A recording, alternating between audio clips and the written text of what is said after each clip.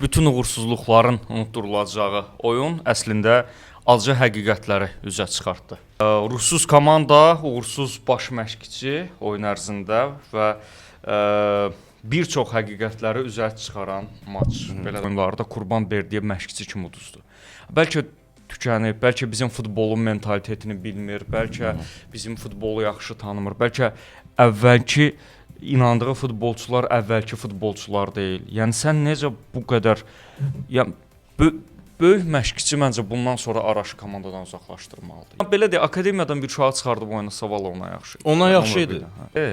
Amma bunu de ki, mən Araşı hazırlayıram. Məsələn, yeni mövsümdən Araş bizim nə bilim başqa bir futbolçu olacaq. Amma olmayacaq axı. Yəni sən bunu nəyə hazırlayırsan? Niyə hazırlayırsan? Onun futbol düşüncəsi və İranda böyük məşqçisənsə, bu gün bilirsən ki, bu futbolçular müdafiəçisən. Bir neçə ay oynamayacaq da, olmayacaq.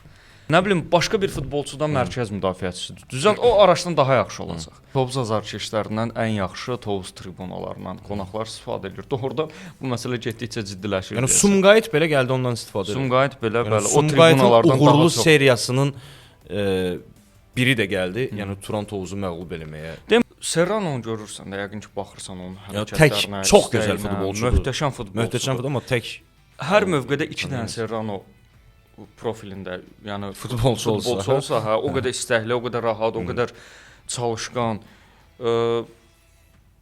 Komanda standart vəziyyətlərə, bütün ümidini standart vəziyyətlərə bağlayır.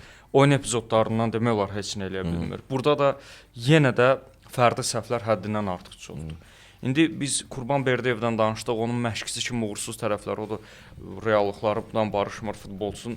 Sən futbolçunun səhvi üzərinə məsələni atmaq, danışmaq doğru deyil, yaxşı görünmür, böyük məşqçi yaraşmır.